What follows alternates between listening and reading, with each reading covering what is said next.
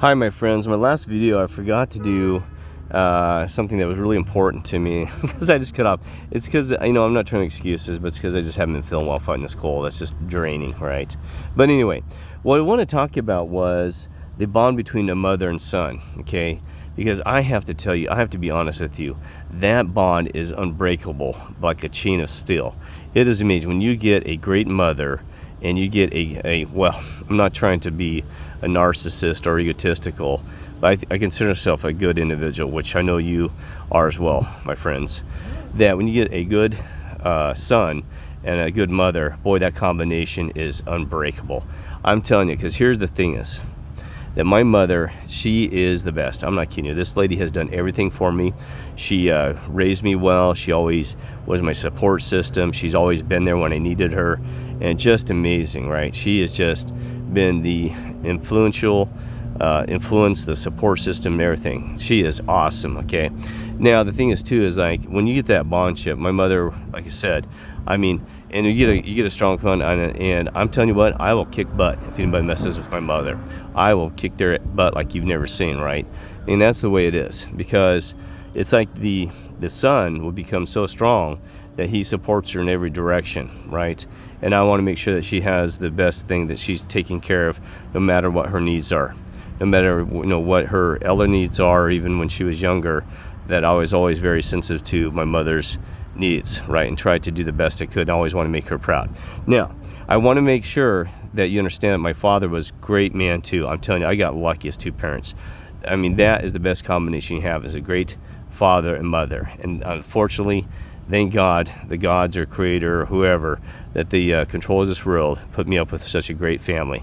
Because I'm telling you, my parents were the best, and I was very fortunate to have them as parents. I'm not kidding you. My dad was just an amazing man as well. So no, the thing is that when my dad passed away, that's when I started really engaging and working with her, becoming a greater friendship, because she was the last glue that we had in the family, right? The glue. Okay. Now, so I'm going to tell you something about this. So you can call me a mama's boy, I don't care, but I'm a tough mama's boy.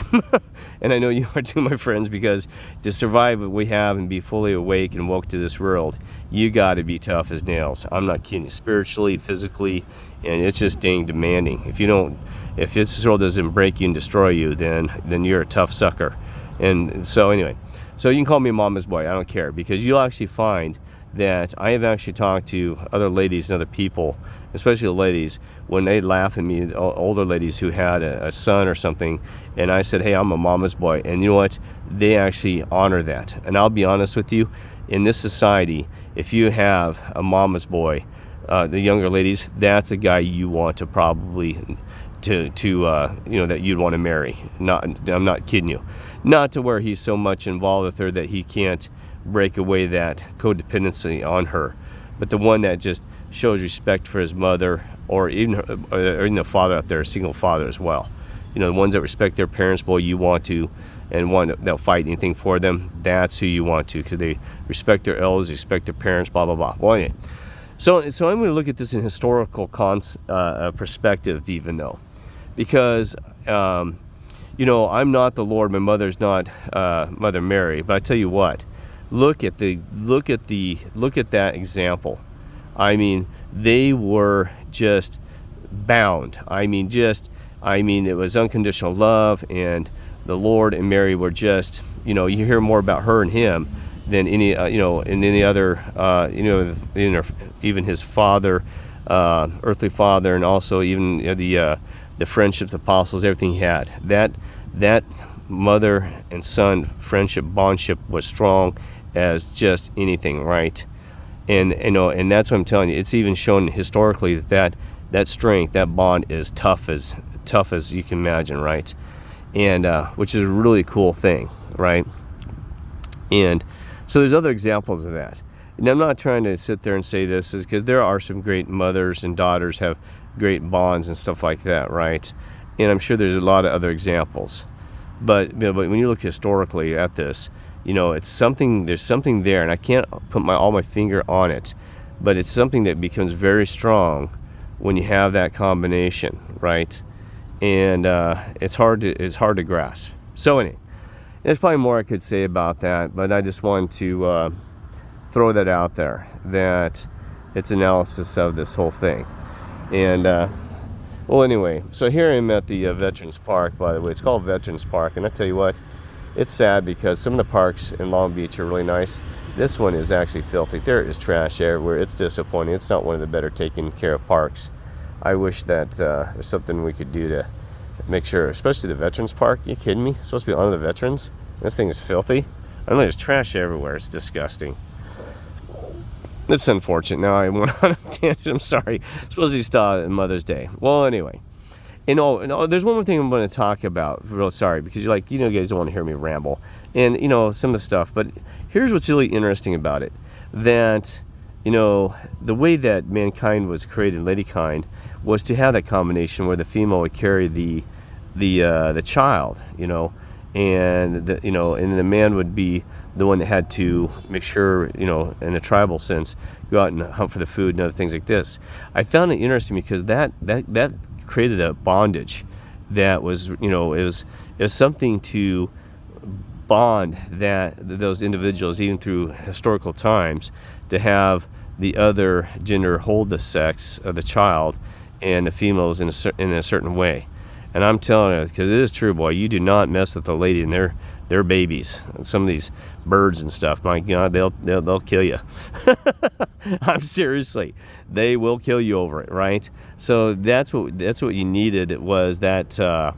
It's just really amazing how that was set up. The whole Adam and Eve story. We can take whether you want to believe that or not, but you got to remember there's some great things even in the Christian Bible that about how that it doesn't even really talk about how at that moment not only that, but that not only did mankind and ladykind, when Adam and Eve were supposedly stuck in flesh and have to live their lives now going forward like that, then also it didn't really talk about that was a moment that mankind and ladykind would have babies and continue to live and die in that aspect. And I never heard anybody really talk about that, so maybe they do, but I don't know. Because, see, it was at that moment when they had sinned, then all of a sudden, but that sinning also, how would Adam and Eve had children beyond that if they hadn't, because remember it talks about the whole concept, that's why Eve was to bleed and all this stuff and give birth and stuff like that. It never really, the Bible under that storyline doesn't really talk about how the families with generations would produce and go on and stuff like that. Not only that, you got to realize in that story that if Adam and Eve, if mankind had lived forever, there would have been, you and I, because there's limited resources on this earth, that you and I would never had a chance because the world would have been overpopulated by these souls and spirits beings from Adam and Eve. So you got to realize everything that we look at that Bible in the storylines, that you have to really understand that I'm going to repeat again, it's kind of like the yin and yang, the balance of good and evil.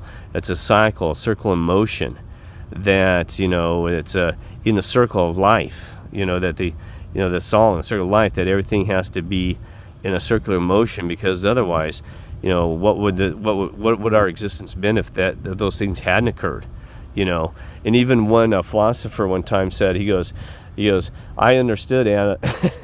I'm not saying this is right, but he said, I understand what Adam did, because he goes, I would rather have had a chance to love Eve than never have loved at all, and had gone through eternity without having that experience of loving. He goes, I would have sinned too. Well, I'm not saying that's right or wrong. Okay, but anyway, so I'm not going to go there. But another thing too is going to tell you about this bondage thing about mother and son is another philosopher once time. He says the only lady you should ever trust is your mother. He said the rest you can forget it. And I'm not trying to offend you ladies, but I thought that is true, because the only person I actually trust is my mother. I'm serious. I've been lied to, broken over, and dishonesty right and left from my best friends. Even my own family members have screwed me over, but my mother never has, right? So that philosopher is wise. So I told you, you got to read those philosopher books, because they have so much wisdom in there. All right, take care, and love you all.